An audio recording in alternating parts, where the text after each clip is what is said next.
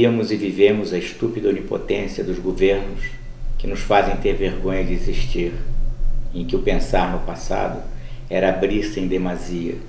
Utilizamos o silêncio para nos curarmos dos tantos e tantos medos, e as coisas simples como o afeto e a felicidade eram arrancados de nossos sonhos, e nada nos tornava mais infelizes do que a obrigação de administrarmos a nossa própria humilhação. Éramos, e ainda somos ao mesmo tempo, uma soma de êxtases abstratos e cicatrizes apodrecidas da nossa formação burguesa. Essas palavras não devem ser entendidas como um desabafo, mas como a desesperança que nada mais se explica. O doente transformou a doença na sua própria vida. O acúmulo de idiotices impostas deu nisso, numa punição por se ter acreditado na vida, por gerar sonhos e ideias. Espaço onde os orgasmos e ejaculações eram epopeias e subversões divinas. A revolução era um mergulho profundo no abandono de si mesmo. E entre pétalas, perfumes e palavras, visualizava-se a realeza do desejo como uma possibilidade viva e harmônica de desordem, necessária ao verdadeiro artista. Fazer sucesso enganando era comum e fácil. Fazia-se isso todos os dias, do Palácio Alvorada às religiões e redes de televisão. E se era verdade que éramos todos uma espécie de arquivo de antepassados, por que nos deixávamos dominar por sofrimentos, passividades e discursos idiotas? Como nos deixamos satisfazer com tão pouco? Como nos deixamos intoxicar de medos, medo de sermos sensíveis, livres e felizes? Era preciso entender com responsabilidade a curta duração da beleza sem se deixar ferir. Felizes eram aqueles que perdiam por fora, mas ganhavam por dentro um novo olhar sobre a história. Como bem dizia Nietzsche, não é na perversidade que está a maldição do homem, mas no amolecimento e no moralismo. Ou seja, tínhamos necessidade de novos valores que as religiões e os meios de comunicação nos negavam.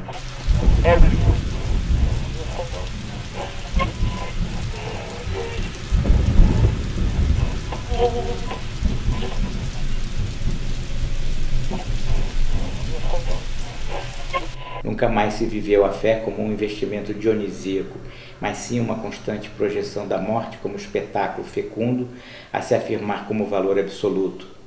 Falsificamo-nos demais para entendermos o afeto, a dúvida, a imagem e a paisagem. Daí o eterno retorno à barbárie transfigurada na política dos partidos e, como resultado final, as trevas, o não ser, a solidão. E como foi que vivi meu último outono? E como foi que vivi o meu último outono? O racionalismo perverso das elites sempre odiou a poesia, a fantasia, a intuição, a subjetividade, o gozo, a obra de arte, a vida propriamente dita. Não é de se admirar que nossos líderes tenham sido moldados nas fezes do irracionalismo religioso, semelhante à eterna falsificação da vida. Não viemos ao mundo para obedecer, e sim para transformá-lo. O próprio Cristo dizia: não penseis que tenha vindo trazer a paz, mas a espada. Eu vim para pôr a discórdia entre o filho e o pai, entre a filha e a mãe, entre a sogra e o genro, ter-se-á por inimigos até seus próprios criados. Tal consciência não implodiria com tudo e todos, mas optou-se pela cegueira como verdade absoluta. Refugio-me em velhos sonhos esquecidos ou abandonados no passado. Ora, para que usar agora essa força sobre-humana para suportar a dissolução das ideias, a porca e eterna imoralidade política dos tempos?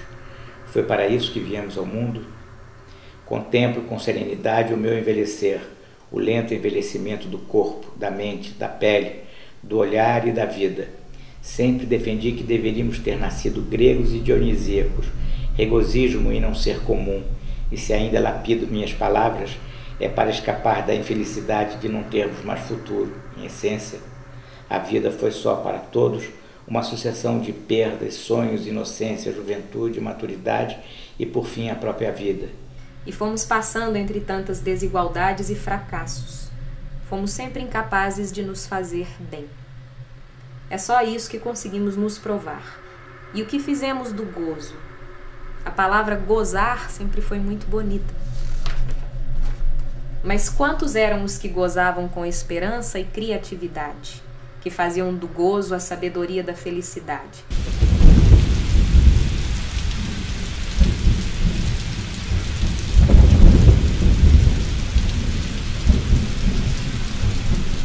Dante, na porta do inferno, colocou: abandonai toda a esperança, vós que entrais. Então foi só isso nossa expressão do saber?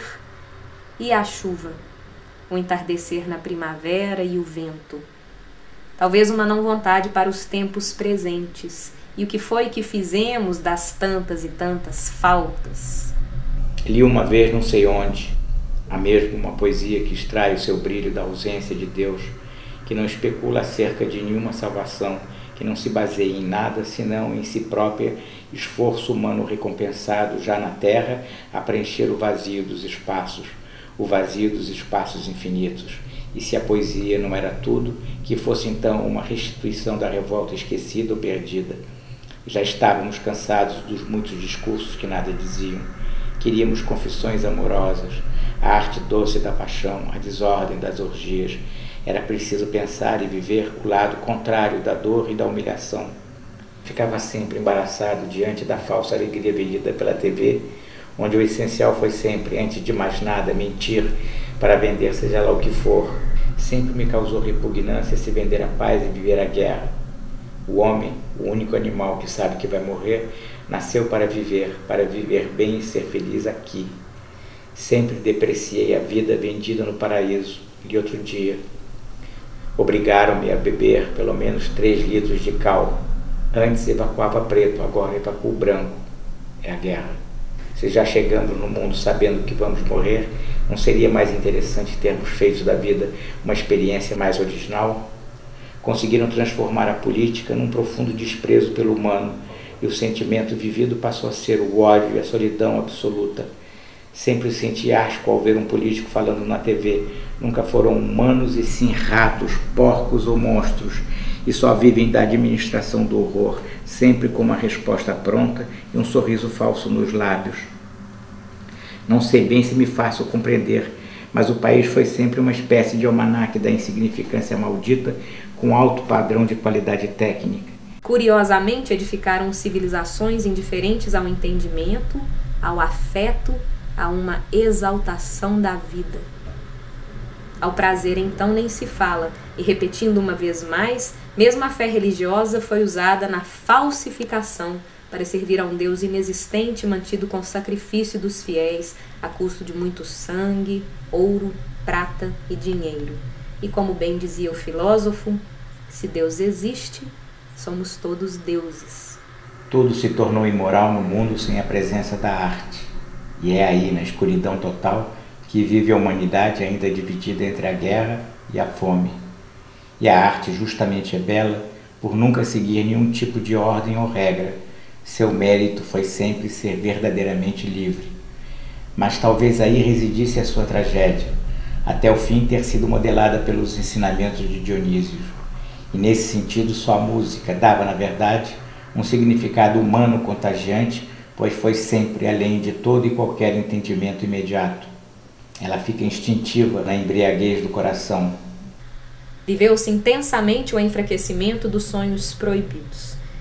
Por outro lado, não se queria mais a má representação como máscara do saber, e sim o ser humano como obra de arte. Extasiado entre a nudez e o saber da mulher, a embriaguez e a dança, exuberante frente à beleza, o prazer e o gozo zigue-zagueando entre o sublime e o ridículo, entre a comédia e a tragédia.